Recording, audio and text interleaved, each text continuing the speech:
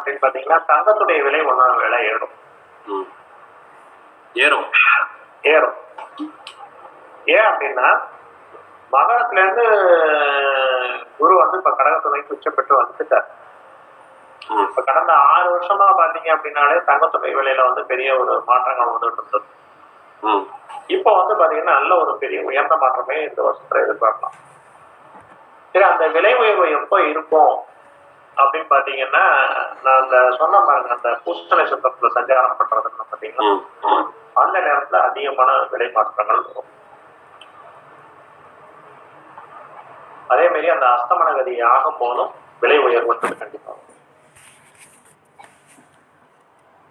அஸ்தமனம் ஆகும்போதுன்றது வந்து ஆவணி 30. ஆமா, அந்த நேரத்திலே குரு தன்னுடைய வலிமையை இருப்பான். அப்போ மக்கள் மேல இருக்கக்கூடிய அந்த தங்கத்தின் மேல இருக்கக்கூடிய மோகம் கொஞ்சம் அதிகமாகும். தங்கத்தின் மேல இருக்கக்கூடிய மோகம் அதிகமாயிடுச்சுன்னா விளையாட வேண்டியது. இதுக்கப்புறம் எப்படி இருக்கும் அடுத்து வரக்கூடிய காலங்கள் அப்படின்றது வந்து பாத்தீங்கன்னா அந்த குரு சஞ்சாரம் எப்படி இருக்கு, மற்ற கோள்களோட எப்படி தொடர்பு இருக்கு அப்படின்றத பொறுத்து. இன்னொரு விஷயம் என்ன அப்படின்னா இந்த இந்த குரு பயிற்சிக்கு அப்புறம் பிறக்கக்கூடிய குழந்தைகள் எல்லாருக்குமே வந்து பாத்தீங்கன்னா ஜீவனமும் சரி அதான் அவங்களுக்கான அனுகிரகமும் சிறப்பா இருக்கும். சரி, இது எப்படி சிறப்பா இருக்கும் அப்படின்னு யாராவது சொல்ல முடியுமா? நீங்க அடுத்த வருஷம் ஜனவரில இருந்து நீங்க சொன்னீங்க. குரு பகவான் உச்சத்துல போகுது. ஓகே, அப்புறம் டிசம்பருக்கு அப்புறம் கேதுவும் வியாழமும் சேர்க்கை வருது. அப்புறம் காலபுருஷனுடைய 10வது வீட்டுக்கு பார்வை விழுது. பார்வை 10வது வீடு மட்டும் இல்ல, காலபுருஷனுடைய 8, 10, 12 வீட்லயும் பார்வைகள், வியாழனோட பார்வை. ஓகே, அப்புறம் அடுத்தது இதை தாண்டி இன்னொரு விஷயம் இருக்கு.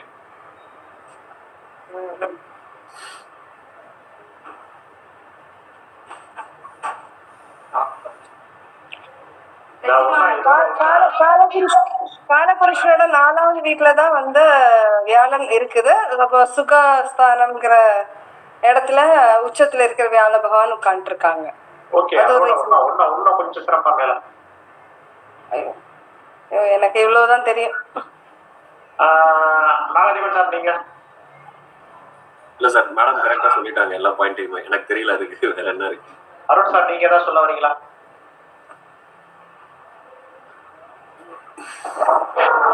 இல்ல சார். பிரஜித், நீப்பா? இல்லங்க, இந்த சீசன் தான் இருக்கு. அப்படியே நம்ம கை சொல்லிட்டு இருந்தேன். இந்த குரு 9ஆம் பார்வை யார பாக்குறான்னு முதல்ல நல்லா கவனிங்க.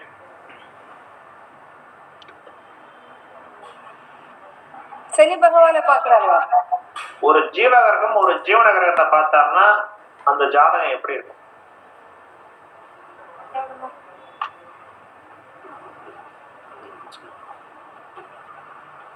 ஒன்பதுன்றது மீனராசி.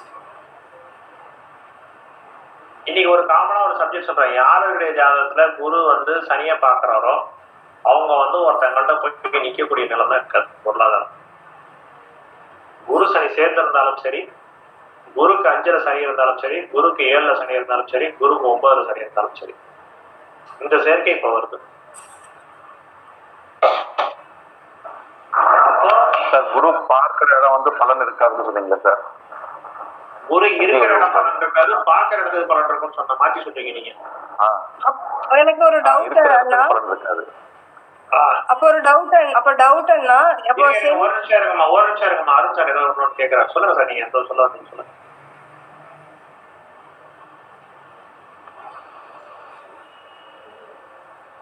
அருண் சார். சார் 5 7 மகரம் 9 மீனம் இருக்கும் இடத்துல பலன் இருக்காதுன்னு சொன்னீங்க.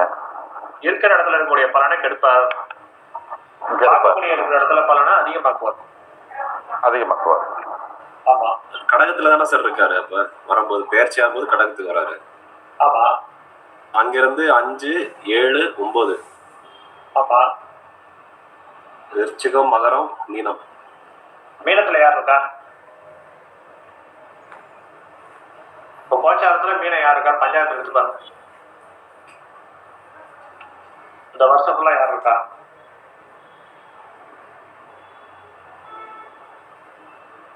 அருண் சார், நீங்க உங்களோட கேள்வி எனக்கு ஒன்றும் புரியல. திருப்பி உங்களுக்கு நீங்க புரிஞ்சுட்டீங்களா என்ன புரியல, திருப்பி பேசுங்க.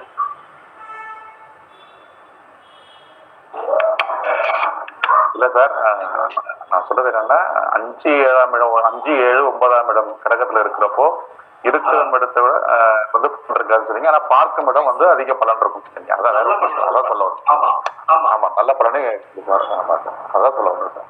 அதாவது குருவோடைய பார்வை வந்து சனி மேல பட்டு, அதுவும் 9வது பார்வை பட்டுடுச்சுன்னா சனி நல்ல சுபத்துவம் அடைஞ்சிருவார்.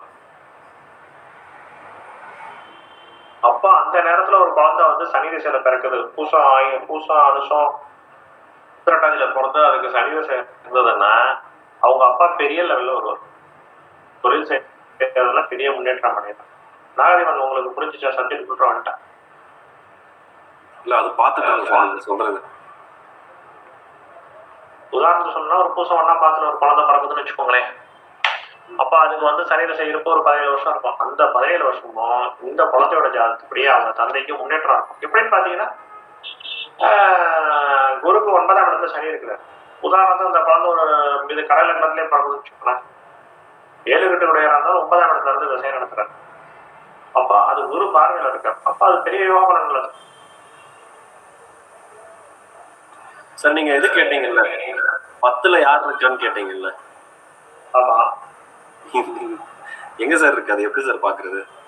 எது 10ல?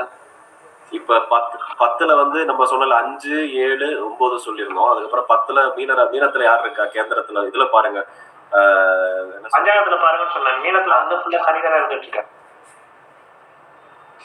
இந்த வருஷம் ஃபுல்லா சனி இருப்பாங்க.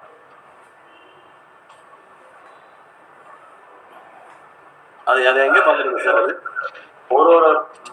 ஒரு மாசத்துலயும் அந்த ஒரு ரைட் சைட்ல வந்து ஒரு கட்டம் இருக்கும். அந்த கட்டத்துல பாத்தீங்கன்னா மீனத்துல பாத்தீங்கன்னா சனி எல்லா மாசமும் இருக்கு.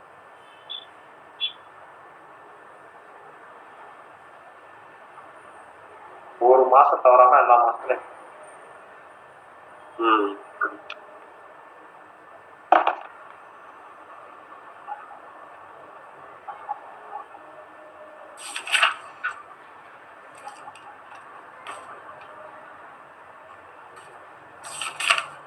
லஜிதாமா, உங்களோட கேள்வி கேளுங்கம்மா.